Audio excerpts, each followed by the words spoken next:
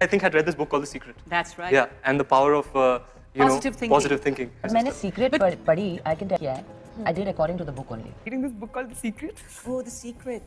ಅದೆಲ್ಲ ನನ್ನ ಹಿಂದಿನ ವಿಡಿಯೋಗೆ ತುಂಬಾ ಸಪೋರ್ಟ್ ಮಾಡಿ ತುಂಬಾನೇ ಪಾಸಿಟಿವ್ ಆಗಿ ರಿಪ್ಲೈ ಮಾಡಿದ್ದೀರಾ. ಅವ್ರಿಗೆಲ್ಲರಿಗೂ ನನ್ನ ಹೃದಯಪೂರ್ವಕ ಧನ್ಯವಾದಗಳು.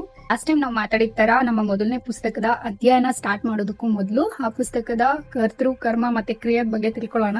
ಲೇಖಕಿ ರೋಂಡಾ ಬರ್ನ್ ಅಂತ ಹೇಳಿ ಅವ್ರ ಹೆಸರು.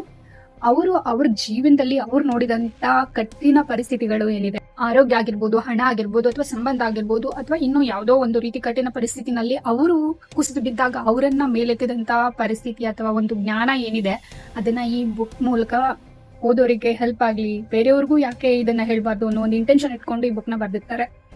ಅಷ್ಟೇ ಅಲ್ಲ, ಈ ಪುಸ್ತಕನ ಆಲ್ರೆಡಿ ಓದಿರೋ ಎಷ್ಟೋ ಸಾಧಕರು, ಸೆಲೆಬ್ರಿಟೀಸ್ ಅದ್ರ ಬಗ್ಗೆ ಹೇಳ್ಕೊಂಡಿದ್ದಾರೆ. ಅದನ್ನ ನೀವು ಇಲ್ಲಿ ನೋಡ್ತಾ ಹೋಗ್ಬೋದು. I think I had read this book called The Secret. That's right. Yeah, and the power of Positive thinking. मैंने सीक्रेट पढ़ी, I can tell you, I did according to the book only. Reading this book called The Secret. Oh, The Secret. ನಾನ್ ನಂಬಿರೋದು ಎಲ್ಲಾ ಮನುಷ್ಯರು ಕೂಡ ಸಮಾನವಾದ ಸಾಮರ್ಥ್ಯವನ್ನ ಹೊಂದಿರ್ತಾರೆ. ಕೆಲವರು ಅದನ್ನ ಉಪಯೋಗಿಸ್ಕೊಂಡು ಮುಂದೆ ಬರ್ತಾರೆ, ಸಾಧನೆ ಮಾಡ್ತಾರೆ. ಇನ್ನು ಕೆಲವರು ನಮ್ಮಿಂದ ಆಗೋದಿಲ್ಲ ಅಂತ ಹೇಳಿ ಅಲ್ಲೇ ಅದನ್ನ ಕೈ ಬಿಟ್ಬಿಟ್ಟು ಏನೋ ಮಾಡಿದಿರ ಅದೇ ಸ್ಥಾನದಲ್ಲಿ ಇರ್ತಾರೆ. ನೀವು ಯಾವ ಗುಂಪನ್ನ ಆರಿಸ್ಕೋತೀರಾ ಅನ್ನೋದು ನಿಮ್ ಕೈಲಿದೆ. ಇನ್ ಕೇಸ್ ಏನಾದ್ರೂ ನಿಮ್ ಲೈಫ್ ನ ನೀವೇ ಚೇಂಜ್ ಮಾಡ್ಕೋಬೇಕು ಅಂತ ಏನಾದ್ರೂ ಅನ್ಸಿದ್ರೆ ನೀವು ಈ ಪುಸ್ತಕದಲ್ಲಿ ತಿಳ್ಕೊಳ್ಳುವಂತ ವಿಷಯಗಳು ತುಂಬಾ ಇದಾವೆ.